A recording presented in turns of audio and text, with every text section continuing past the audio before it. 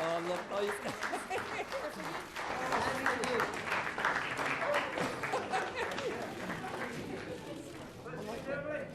Pick Pam. That's great. They're lovely, aren't they? Oh, fantastic. They're lovely. Oh. Especially in this weather. How are you? Cold weather gloves. Oh, good, eh? Can I wear them? Oh, she can't. Yes, she can. Sorry, I got it for you. Good, that.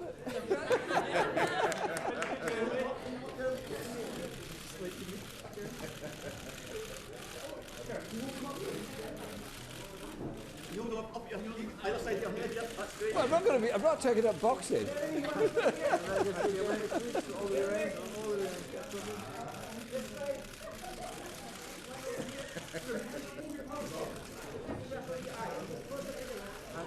Big Pam.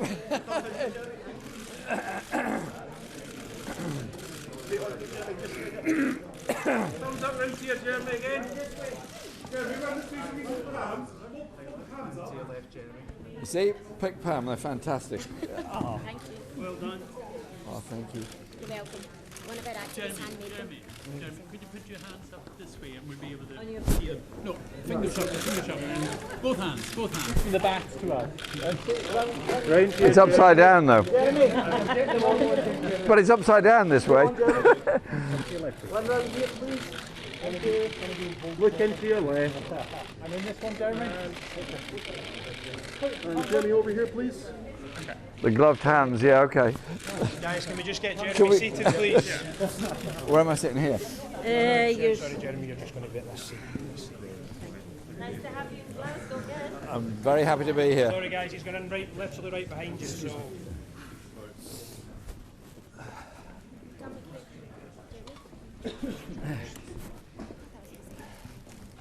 Like your gloves. He's not in this campaign.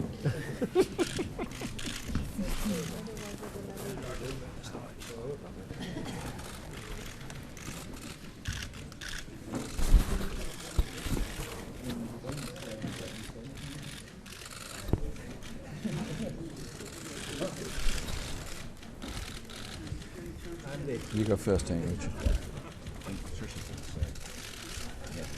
Okay, can we...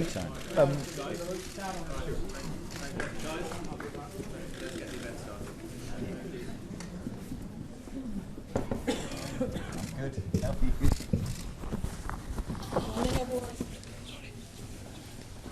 Very warm welcome on this cold day to the Heart of Scotland Community Centre in the heart of Glasgow North West. We're here this morning to hear some excellent speakers, of course, but firstly, can I welcome particularly all the volunteers from the centre and from other community projects around the area, and also my fellow candidates who are here today. We also have a number of our city councillors here, and I'd like to thank them for everything they do day in and day out to help make our city better.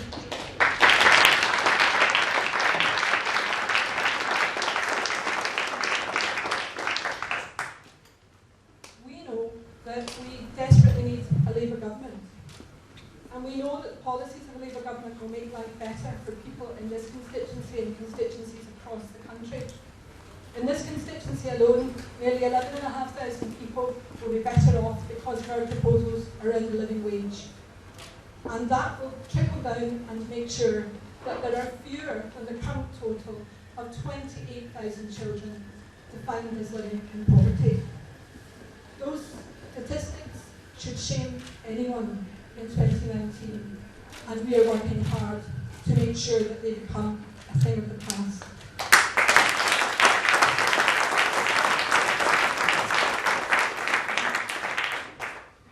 Before I do the introductions, you could be forgiven for thinking that we all presume that Jeremy finds it particularly cold in Scotland. He's wearing his Who Cares Scotland tartan snap, which is lovely to see. And of course, Pam gave him Pick Pam mittens this morning. Glasgow North West also has a gift.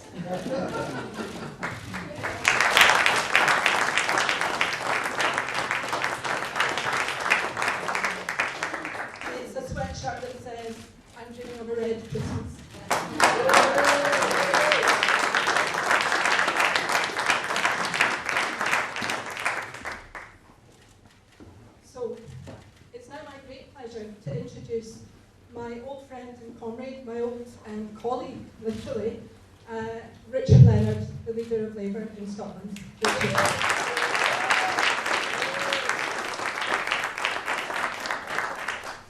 Patricia, thank you very much. Can you hear me? Yes. Thank you very much. Yeah, we are old friends and comrades, and in fact, we've been sharing platforms together at events like this for 25 years since we worked together at the Scottish TUC. So we have a long history, but I don't think that we have ever had a more important campaign to fight than this one we are fighting now, because the stakes are high for the people of this country. But let me say at the very start that my conviction is that this is a campaign that we can win.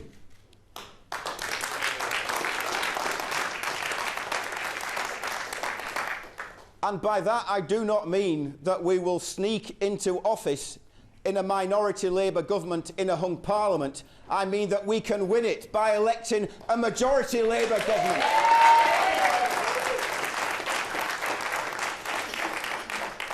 So that there will be no deals, no pacts and no coalitions, because Jeremy Corbyn will be the undisputed Prime Minister of this country at the end of this election.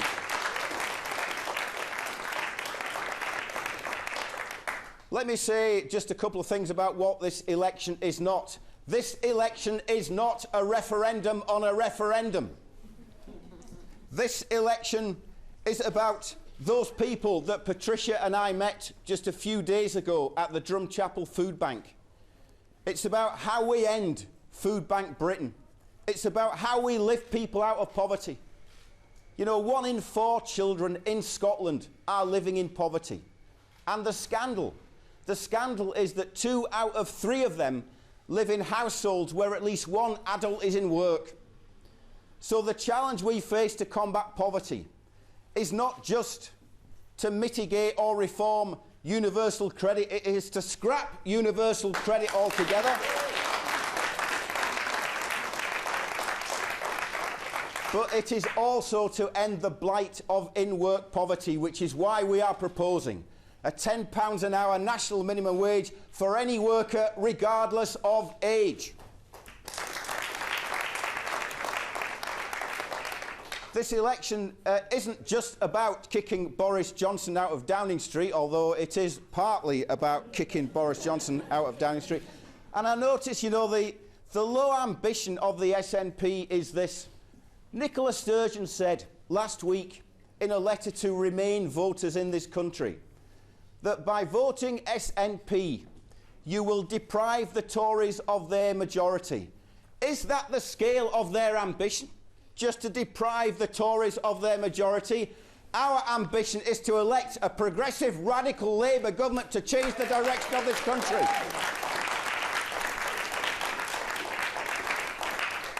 And the election, of course, and I'm aware that candidates are on the front row, this election, of course, is about winning votes and therefore winning seats. But it's also a battle about what kind of society it is we live in. Is this a society where we are intent on putting up boundaries and national barriers, as the Tories and the SNP want, or do we want to see boundaries and borders brought down? That's the kind of question that people need to ask themselves when they cast their vote. They also need to consider this. Is it going to be the kind of society where people walk by on the other side as poverty and inequality grows?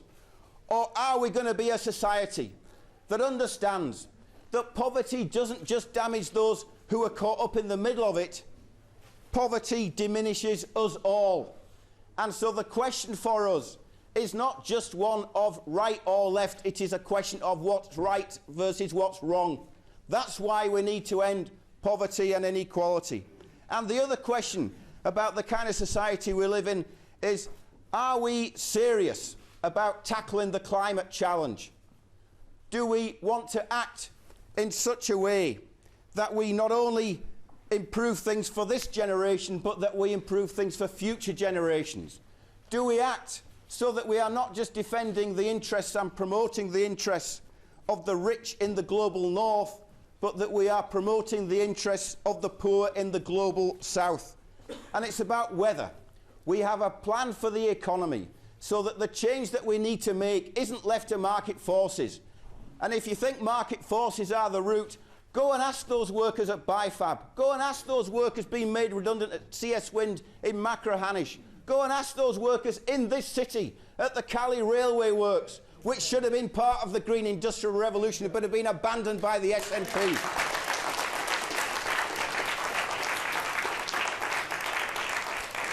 So in this election, our party, the Labour Party, is the only party which is offering the choice to the people on the question of Brexit. We are the only party which wants to end austerity and invest in people, in public services, and invest in communities just like this one here.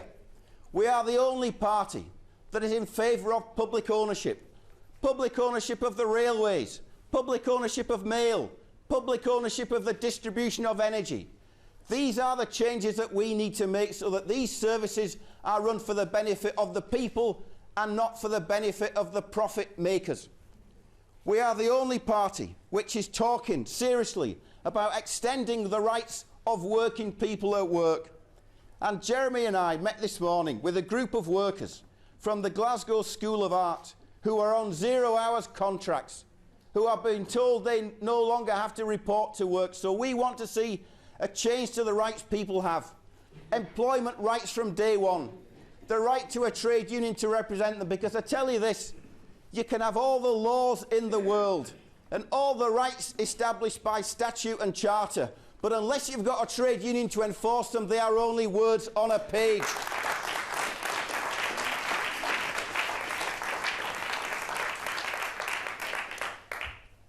And our party is the only party that can form an alternative to a Boris Johnson government. We are the only party that can get to work on the 13th of December making the changes that this country needs. Because in the end, the election is a choice. Do you want Boris Johnson as Prime Minister or Jeremy Corbyn as Prime Minister? Do you want a Labour government or do you want a Tory government? That's the choice that people will have to make on the 12th of December. And for the avoidance of doubt, there is no shortcut to a Jeremy Corbyn government through the SNP. It's only by returning Labour MPs that we'll get a Jeremy Corbyn government. So we are fighting this election on an agenda of hope over despair. We want to invest in our National Health Service. We want to invest in homes for people. We want to invest in communities like this to give people good work, useful work, and dignity in old age as well. So this is a fight that we can win. And the challenge for us over the next 30 days is to do everything that we can to make the case through the din of Brexit and separation, the positive case for the economic and social change, the environmental change that this country needs. It is about what kind of society it is we live in. And it's only by voting Labour that people will see the change that communities like this are crying out for. Nobody else can do it. It's up to the people in this room. We can win it. And we will win it, not for ourselves, but for the sake of all of those people in all of those workplaces, in all of those communities who need a Labour government. Thank you very much.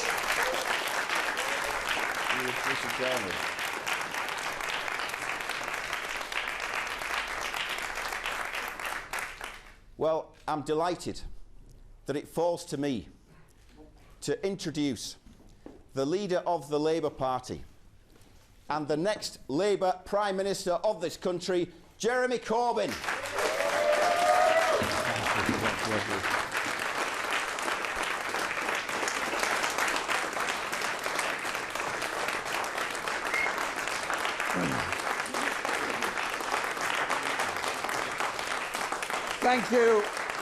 Thank you, and thank you, Pam. Pam. They'll keep me warm in every part of the country when I'm campaigning. Thank you very much indeed. And can I say thank you all for attending this morning, and thank you to Heart of Scotston for giving us this space here this morning. this wonderful community centre that's done so much to inspire people, give them a space, give them some opportunity. And I've been here before and I really enjoyed that visit. And it's built, of course, on the site where Albion Motors was, and many of those people that worked at Albion come here from time to time. And Scotland lost a lot of industries at the same time that Albion was lost. I don't want Cali Works to be in the same memory of that. Paul, who's here, did so much to try and defend Cali Works. What we need in Scotland is a Scottish government that will intervene in industries all across Scotland, that will have an industrial plan for Scotland, that will develop jobs and industries across Scotland in a sustainable way. And Richard has done so much work on that. And as somebody with so much experience in the trade union movement and in industrial planning, Richard's the man to do that. So I want to lead a Labour government in the UK that will work with a Scottish Labour government to develop the economy in Scotland. And this campaign, which is now getting underway, we're into the second week of it. In 4 weeks today, the general election will be held. 1 month on from now is going to be the date of that general election. And this is a general election, as Richard quite rightly says, where there is a simple choice about which government you want in Westminster. It's either going to be a Conservative government or a Labour government. Nobody else is going to form a government. Our party, all our 500,000 members across the UK, are working flat out in this election. The support we've had from people all across Britain is fantastic. And where our funding comes from is very telling. The Conservative Party, to fund their election campaign, phone up hedge fund managers, billionaires, and their very rich mates. And the money comes rolling in. We send out begging letters, emails, and so on. Our trade union friends are very generous and give us what they can, democratically provided by their members. And then the people of this country have given us support. The average donation to the Labour Party is £26 across the whole of the UK. I'm very grateful to all those people that have donated to our party, but I think the size of the donations demonstrates something about the hopes, the dreams of the people that are supporting Labour, who want a government that will do things very, very differently in the future. None of those 26 people, £26 donations, were designed to buy access to a future government. What they wanted was a government to have access to their lives, to end austerity, to end universal credit, to develop the housing we need, and to give real hope and opportunity for young people all across the UK. Our manifesto will be coming out shortly, and it will be inspiring in so many ways. I've got drafts of it. I'm not allowed to reveal them to you. It got leaked last time, but I promise you it wasn't from me. I don't know who leaked it, but I'm grateful to them because it gave everybody a sneak preview of what was an absolutely fantastic document. And what it will mean is this. In Scotland, we'll be investing £77 billion in capital investment projects across Scotland, in a green industrial revolution across Scotland, in jobs for the future, in hopes for young people across Scotland. But it will also be dealing with the grotesque levels of inequality and poverty that exist all over the UK. In this constituency alone, there are almost 5,000 people in receipt of personal independence payments. Personal independence payments are difficult to get, difficult to access, and only given with an enormous effort by the applicant and often advocates on their behalf. And then you drill down in those figures and you find that almost half of the people receiving those payments in this constituency are described as having psychiatric disorders. In other words, mental health stress. Mental health stress is a serious problem, very serious everywhere. And it isn't just a medical problem, it's a social issue brought about by poverty, by insecurity, by stress levels because maybe of other disabilities. But that is an indication of the levels of poverty that are across Britain. Food Bank Britain, PIP Britain, Application Britain to the DWP, and then we have a universal credit system that is brutal in the way that it operates, drives people into debt, and the majority of people that move from ordinary benefits onto universal credit lose out a great deal of money. Ian Duncan Smith came to Glasgow to say he wanted to eliminate poverty. Then went into government in 2010. Went into government and passed an austerity budget which slashed benefit payments, which froze wages in the public sector and slashed funding to local government in England and to the devolved administrations. That government did brutal things to the poorest and most vulnerable people in this country. He didn't do anything to end poverty in the East End of Glasgow or anywhere else. He created the conditions which have impoverished millions ever since they brought in the austerity budget of 2010. Let's be very, very clear. Austerity in 2010 was a political choice, not an economic necessity. They could and should have invested for the future. Instead, they slashed and they burned and destroyed so much of people's lives. And all the while, the richest in Britain got richer and the poorest in Britain got poorer. Frozen wages, lost incomes, lost opportunities. None of this is necessary. So our manifesto in the election will be a pointer to the future, the kind of decent, socially just society that we could be. We're, after all, the 5th richest country in the world. There is no need for people to be accessing food banks, even those in work accessing food banks. There's no need for rough sleeping all across the country. There's no need for any of this if we had a system that was based on fairness and justice. And our government will be based on fairness and justice. Last week I was interviewed by some local newspaper reporters in England. They said, what's the first thing you would do on moving into government? The first thing you would do. And my head is full of so many things we have to do, so many things we want to do. It's a difficult choice. But for me, it wasn't a difficult choice. I said, the first thing I want to do is deal with and support and sort out the problem of rough sleeping homelessness all across Britain.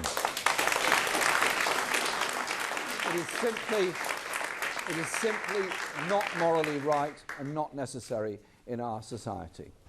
But it's also about the future for young people and the future for our country. The future, it has to deal with the greatest issue of our time, which is the climate catastrophe that's happening all around the world. Yesterday, I was with flood victims in Yorkshire, in Doncaster, talking to them about how they've lost all their possessions, lost the insurance on their homes, lost the opportunity to develop their own lives because of a flood which obviously is not of their making. And they were quite right to be concerned about the level of flood defences that had not been installed, and they were quite right to be concerned about the cuts that have taken place in the public services they rely on to help them in their hour of need. But they were also concerned about the future. And we should all be concerned about the future, because unusual and extreme weather patterns are going to increase, and global warming has a massive effect all around the world. That means we have to do things differently. Our party was the first in Parliament in London to propose that we declare a climate emergency. We did that on May the 1st of this year on a resolution proposed by myself on behalf of the Labour Party. And we go further. We go further with development of sustainable green energy industries in Britain, a green industrial revolution. A green industrial revolution that will give work to Bifab, that will bring the wind generating manufacture to Scotland and to other parts of the UK, that will develop wind farms off the coast of Scotland where you are blessed with cold weather, rain and a large amount of wind coming off the Atlantic. And that large amount of wind coming off the Atlantic is a benefit to all of us. And so our party, fighting this election campaign on the principles of social justice, on the principles of economic development, on the principles of environmental sustainability. Many thousands of jobs will be created in sustainable energy projects all across the UK. Many thousands of jobs will be created in retrofitting homes, where so many people pay excessively for the energy they have to use to heat their homes because the homes are badly insulated in the first place. And we will deal with the levels of insecurity in housing. More than 140,000 people on housing waiting lists across Scotland. Why? Because insufficient council housing has been built, insufficient investment in council housing. Many living in insecurity in the private rented sector. And I was proud with Richard and with Matt Kerr and others to go to the Mary Barber Memorial statue and unveil and open the idea of a Mary Barber law in Scotland that would protect people from evictions. Mary Barber stood up for the women of Glasgow during the First World War, when the landlords thought the First World War was a great opportunity to make a lot of money out of the housing shortage. She stood up with the rent strike. She stood up to bring justice for those people. In her memory, it will be a Labour administration in Edinburgh, it will be a Labour government in Britain that brings the principles of the Mary Barber law to protect all those in the private rented sector from unfair and unreasonable evictions, as well as excessive rent levels. Our campaign will be all over the country. Our campaign will be taking a very, very clear message. That we will negotiate with the EU an agreement. We will put that to the people in a final referendum on the subject. But we will not allow this country to be dragged into a sweetheart trade deal with the United States, which is exactly what is being proposed by Boris Johnson and Nigel Farage. We will not allow the National Health Service to become what they call a health market opportunity for American companies. Last time I looked, it wasn't called the National Health Market. It was called the National Health Service. It's there because of the inspiration of the Labour pioneers that developed the National Health Service here in Scotland and all across the UK. Under the National Health Service, we all benefited. We all get decent health care. And I simply say this to Nigel Farage, to Boris Johnson and to Donald Trump: our NHS is not for sale.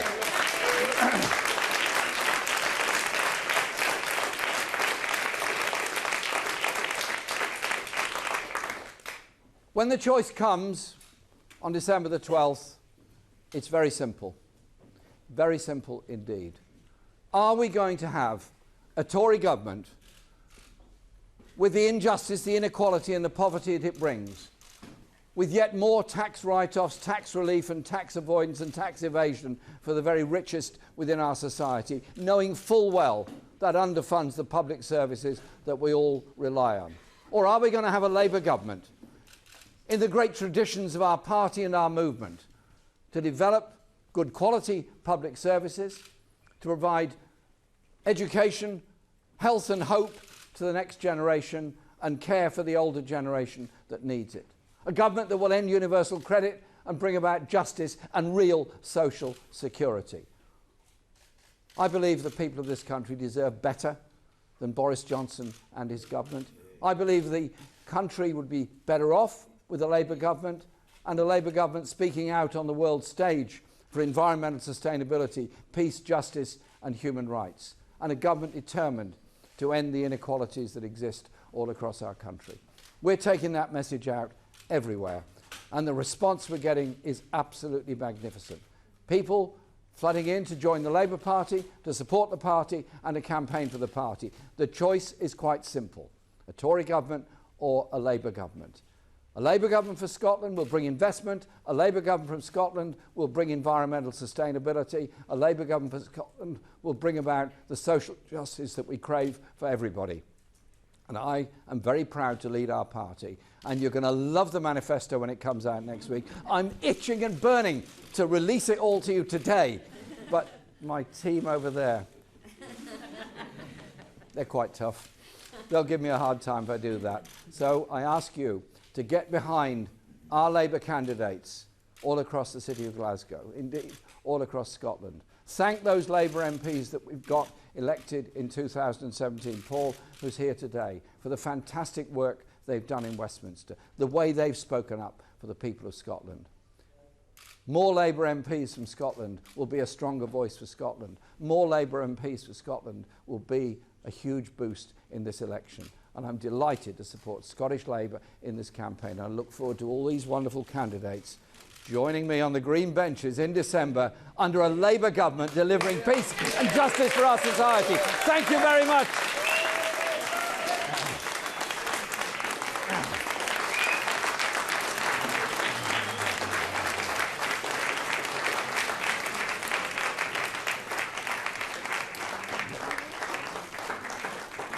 Thank you.